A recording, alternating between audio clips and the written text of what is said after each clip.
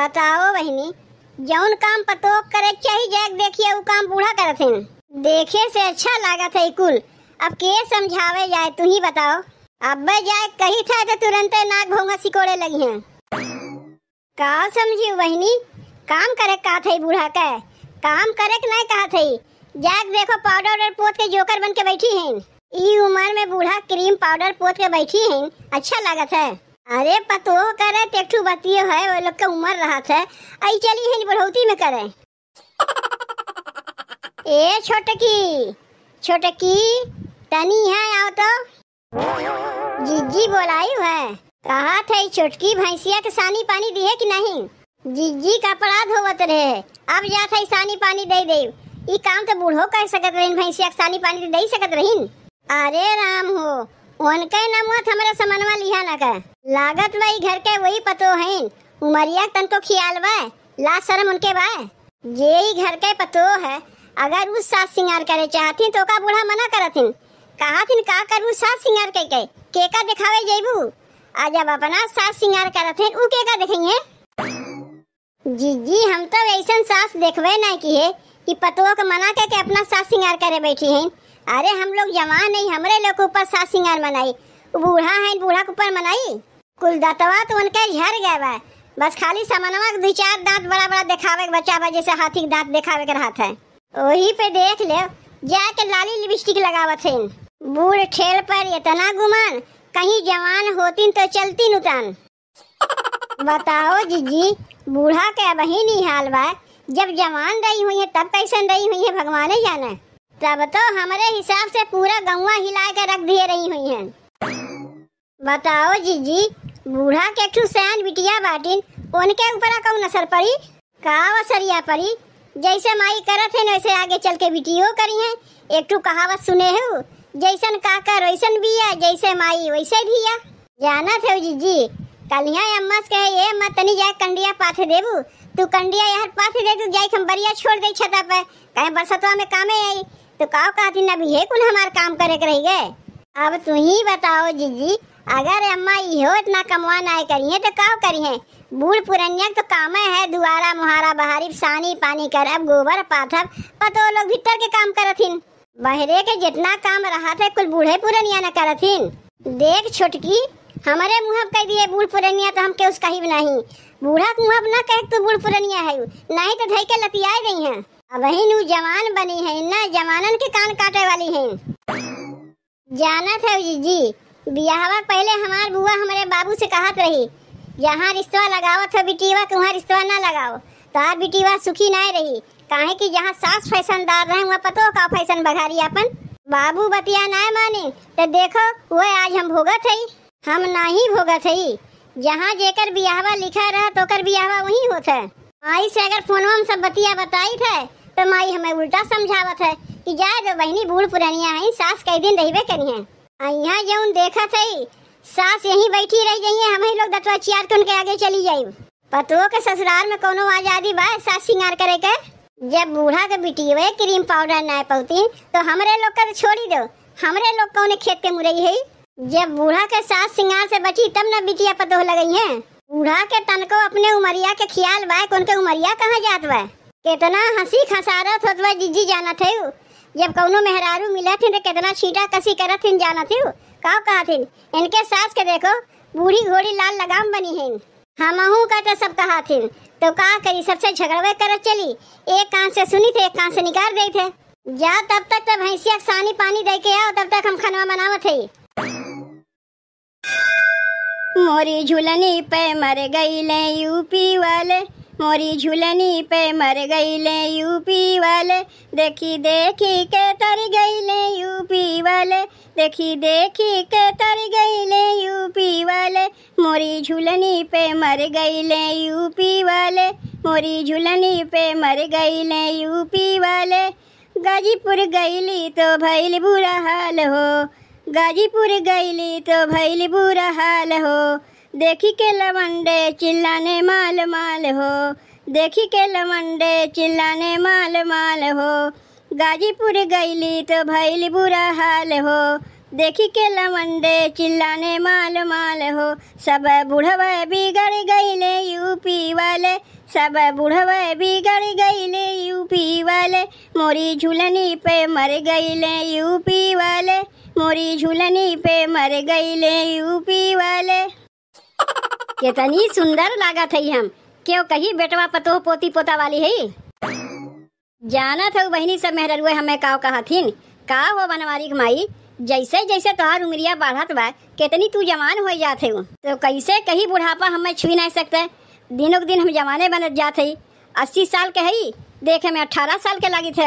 ये है कि तनी हमार बरवा पक गए, नहीं तो क्यों हमें नहीं जान पाई कि हम 80 साल के ही। बरवा पक गए तो हमें का है, जाके बरवा में रंग लगवाई ले। तब कितनी सुंदर लागत है देखे में। बिटियावा कई कपड़वा हमारे ऊपर कितना जंचत बा। यह कुल देख के न बहनी हमार दोनों पतोहिया हमसे जरा थीन, ई सोचत थीन कि बूढ़ा कैसे इतनी जवान बन गई। अब बहनों अगर हम बियाहवा करे चाहिए ना तो लड़कन के लाइन लग जाये, लेकिन दूसर बियाहवा कह के हम करीब का, हमार बुढ़ऊ कहाँ जाइए, हमार बाल बच्चे कहाँ जाइए।